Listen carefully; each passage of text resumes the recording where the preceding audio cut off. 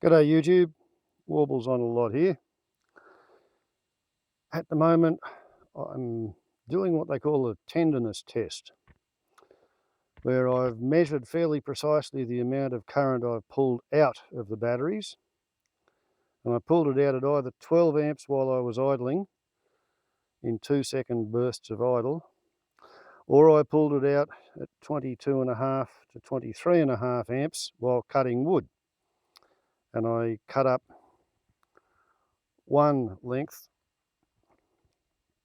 of radiata pine, 43mm by 43mm, and then sat down and did some calculations and figured out how much time I'd spent cutting, at what loading.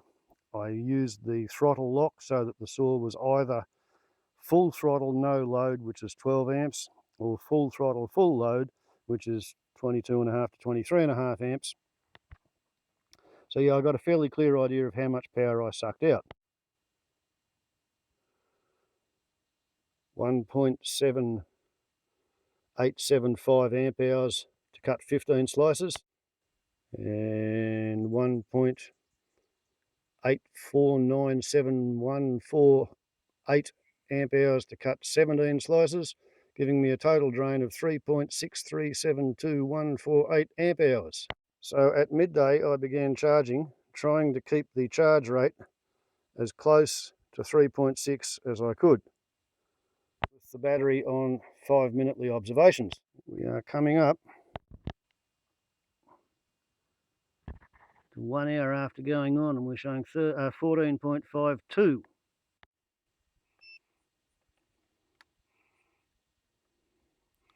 Oh dear, 5 amps. I better detract that. See how it likes that. 3.79, that's closer to the mark. 14.47. Okay, so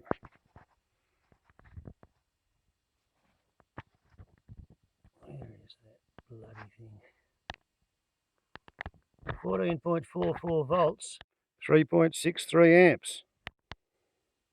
And at 1 o'clock we'd put 98% of the power drained out back in.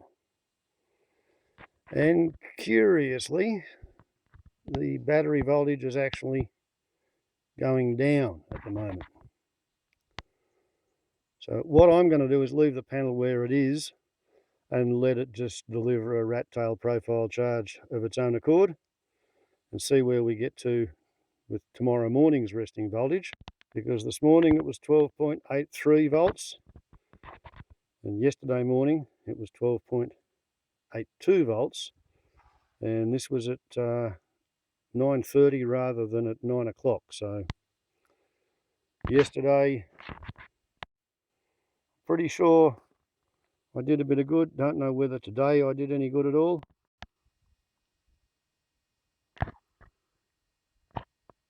But with the amps staying constant and the voltage resistance to charging going down, I have to assume that kind of good things are happening on the plates.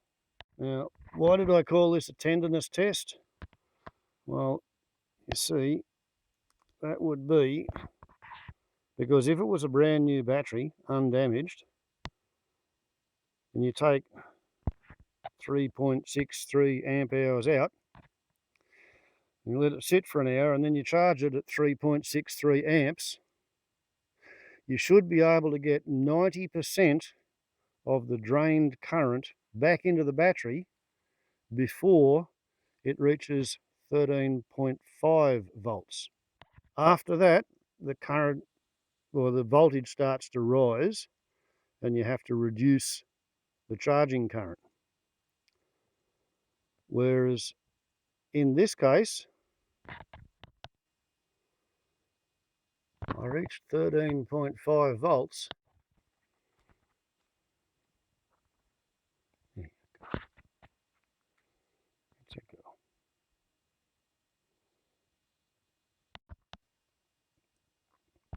13.5 volts was reached when there was only about 1.832 amp hours gone back in, which is about half the current.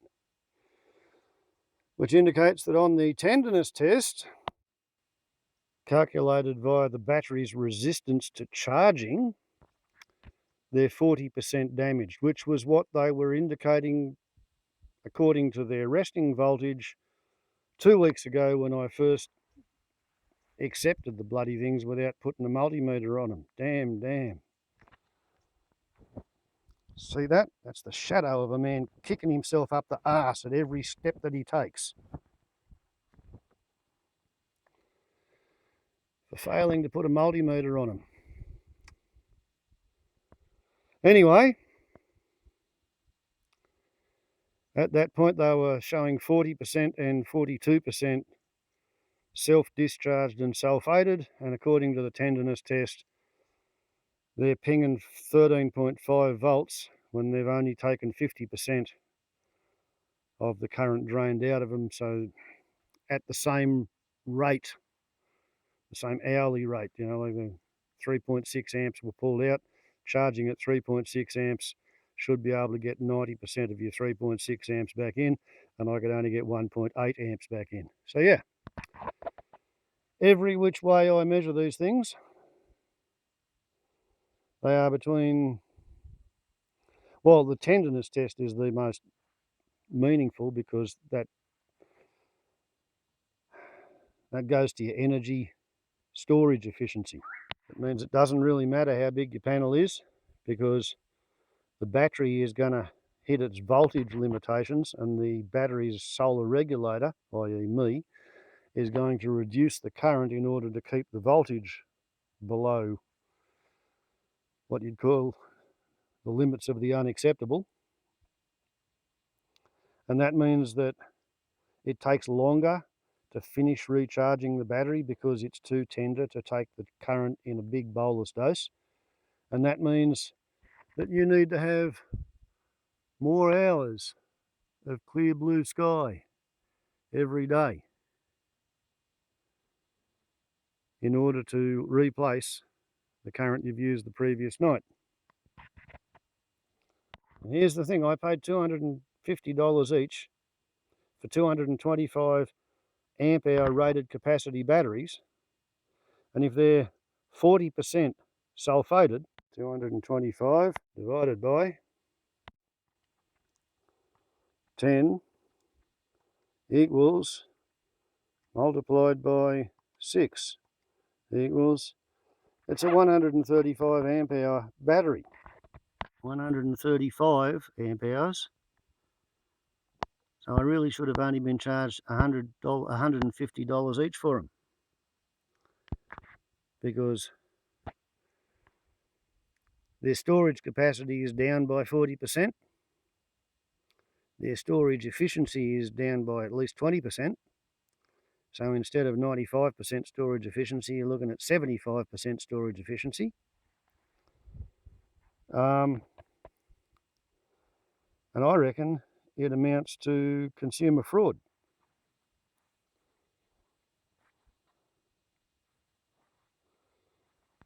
To build a 225 amp hour battery and fill it with electrolyte at the factory and then ship it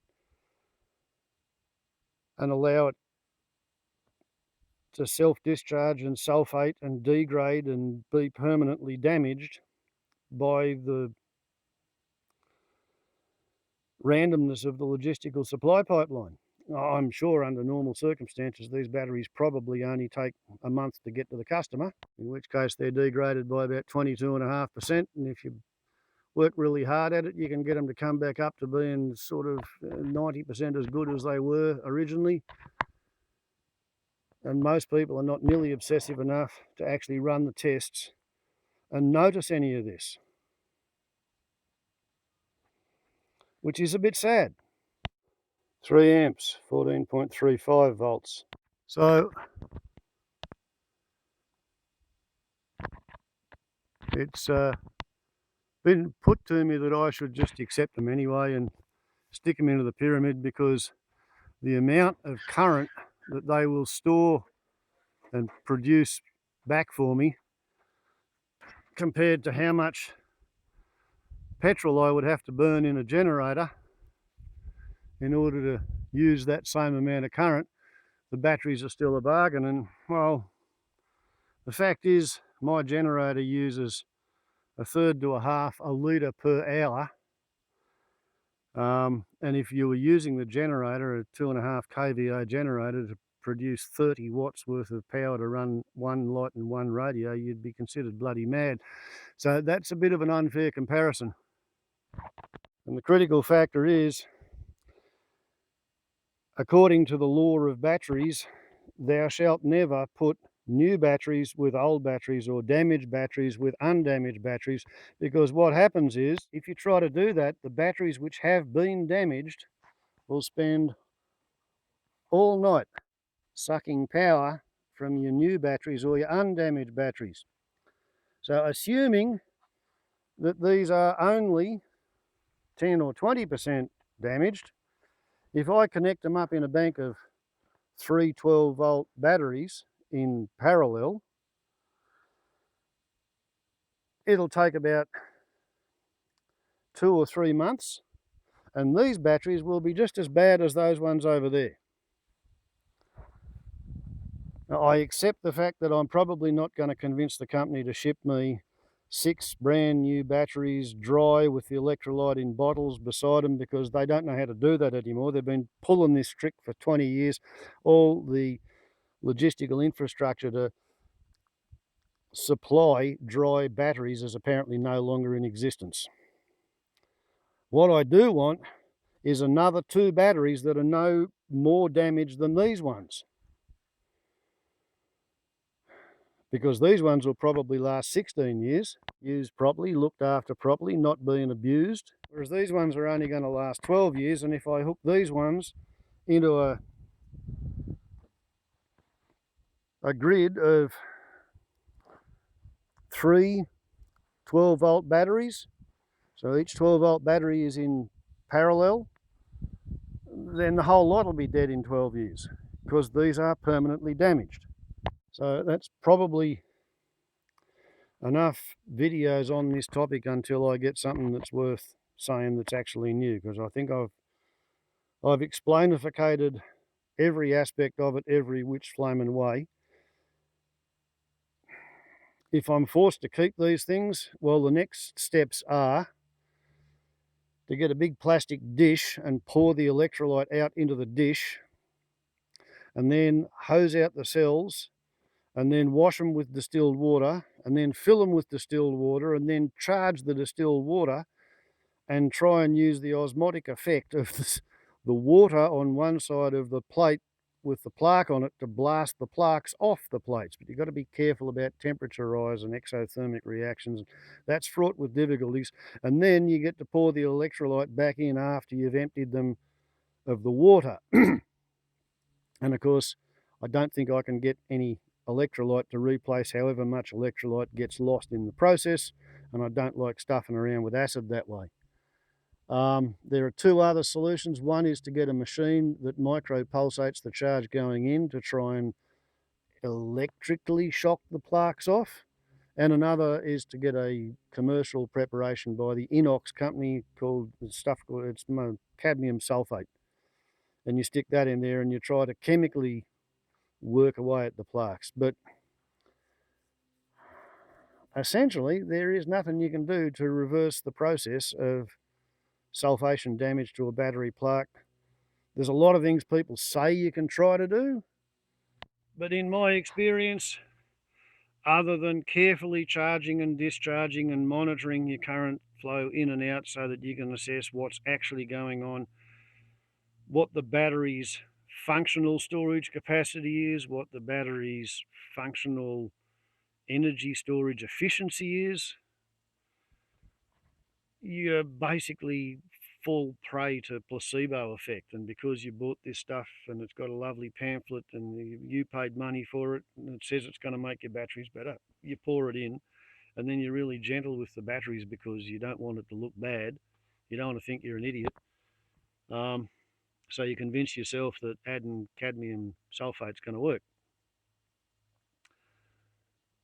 Or you buy the machine that has a blinking light and hums quietly in between the solar charger and the battery.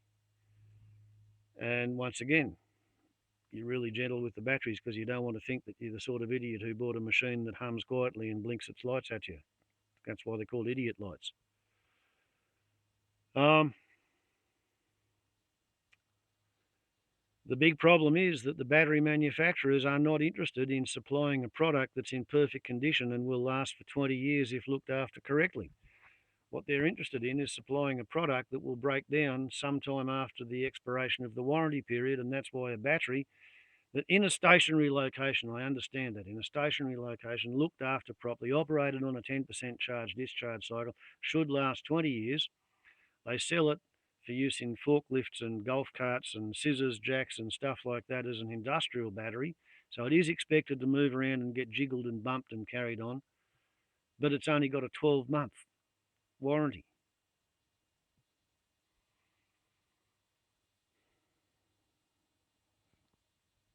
And it would probably withstand a 30% duty cycle for 365. It'll probably go 500 cycles at 30% charge discharge, and that way it'll die a year and a half after you put it into whatever application you've got.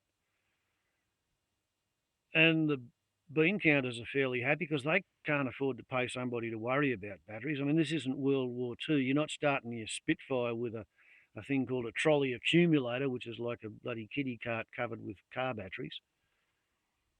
It's not as if anything really matters in the commercial world. You just want something to be kind of reliable until it stops, and then you replace it.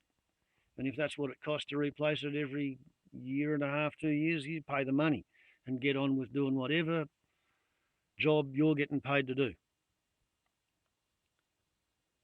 It's an indictment of the entire industrialized consumer lifestyle to which our society has become addicted. That we know how to make stuff that's good, we know how to make stuff that works, and we employ planned obsolescence and deliberate sabotage in the logistical pipeline to make sure that everything we sell becomes landfill really quickly. And then we can get paid to recycle it and sell the bastards another one, and we'll stuff that up for them on the supply route, and that won't last for them, and then they'll have to buy another one too. Doesn't it make you proud to be a human being? 14.24 volts, 2.67 amps. Okay, so I'm going to leave that there to do its little thing, and then I'll have to put my boots on and take my chainsaw for another short walk through the tree, because that is not enough for one night. And I have to go to town and do the usual Monday things and play dad taxi as well for my daughter. So I have done the tenderness test, as well as the load test, and as well as the resting voltage test. And I'm not a happy chappy when it comes down to it, because I paid a lot of money for those bloody batteries, and now I'm going to have to worry and worry and worry about whether the Century company is going to come to their senses and give me a replacement for them, or whether I'm going to have to go crank up the typewriter and see what I can do, basically to scam shame them in the arena of publicity, and see what I can do about changing the whole bloody system, because I'm sharing the planet with 25 million Australians who don't give a shit about self-discharging battery sulphation during transport, and they're part of 8 billion people who don't give a shit about anything that makes much sense anyway. Warbles on a lot to YouTube. Such is life. Ciao.